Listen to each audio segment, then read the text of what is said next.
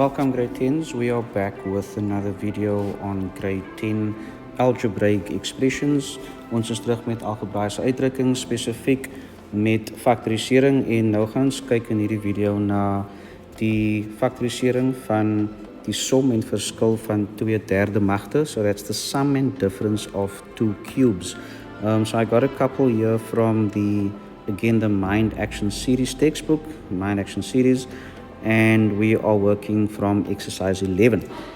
So this is an algebraic expression, and we can clearly see, looking at it immediately, that there are no common factors of or for these two terms. Okay, there's nothing in common here, there's niks in gemeen nie. Dit is ook nie die verskil van twee vierkante nie, dis nie 'n 3-term nie, dis nie groepering nie. So dit is natuurlik definitief die verskil van 2/3 magte. Okay, so 27 is a cube, x to the power 3 is a cube, and of course 1 is a cube. So we know that we can immediately open up two brackets, so one small one and one bigger one, and we are going to start off by taking the cube root, die derde magswortel van die eerste term.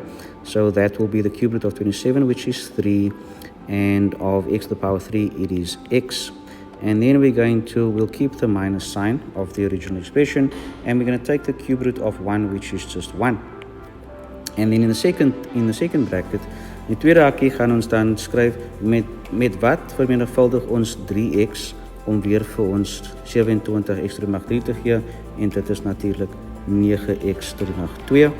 En dan weet ons, omdat ons dit doen kry nou met 'n verskil van 2/3 magte, gaan ons middelste term 'n plus wees.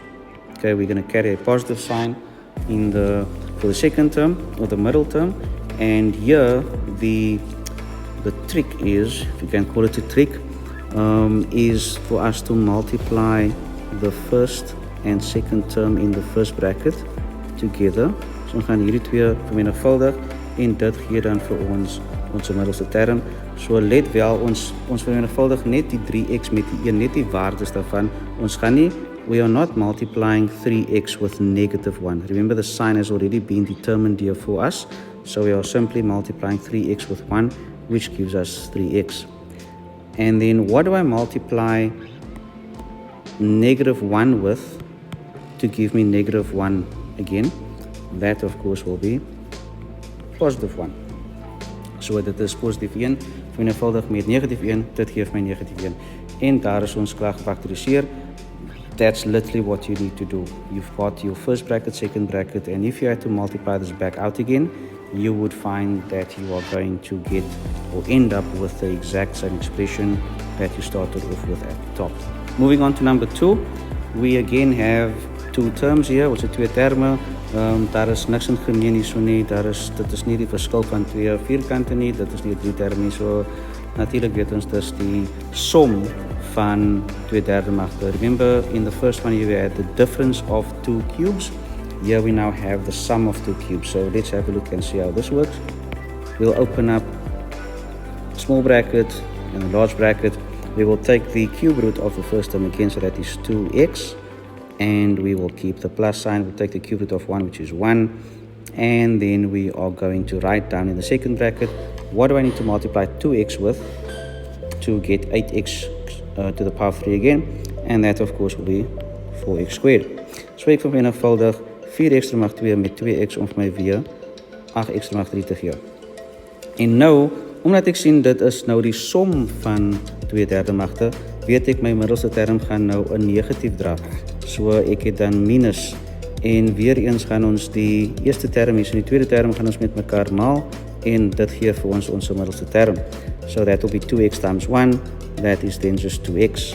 And of course, what do I multiply 1 with to get 1 again? And that of course is 1 plus 1. And that is the factorization or factorized form of 8x to the power 3 plus 1. Number 3 now, we've got 64x to the power 3 minus y to the power 3. Dus 64x to the mag 3 minus 8 to the mag 3. Nou dit, weer eens, daar is geen grootste gemene factor hierso nie. There is no highest common factor. We know this is definitely the difference of two cubes. So I've got my brackets. I will take the cube root of the first term. So the cube root of 64 is 4, so that will be 4x. Will be minus the cube root of y to the power 3 is y. Just a side note, that's y to the power 3. I'll take the cube root of that, I will end up with y. Just as a side note. Then what do I multiply 4 with to get 64 again? I will multiply that with 16. So 16, and of course the x will be multiplied with x to the power 2 to of course get the complete term of 64x to the power of 3. Dan omdat ek 'n negatief het, omdat ek 'n verskil van 2/3 het, gaan ek dan die middelste term het as 'n plus of positief. So dis baie maklik om te onthou. As jy die verskil het van 2/3, dan weet jy dat jou middelste term gaan hierso positief is, en as jy 'n som van 2/3 het, dan gaan jou middelste term negatief wees. Very easy to remember. So here I've got my middle term 4x times y, so in other words 4x times y, I get 4xy. And then what do I multiply negative y with to get negative y to the power 3? And that will be positive y to the power 2. And that is the factorized form of 64x to the power 3 minus y to the power 3. Just a note here, you might look at these expressions in the second bracket and say, but can't we factorize this further because these are trinomials?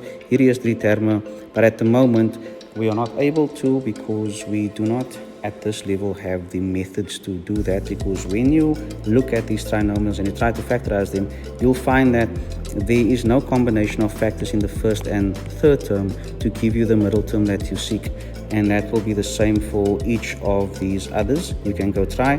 You cannot factorize this by your normal means that you know. That is something that we will do at a later stage.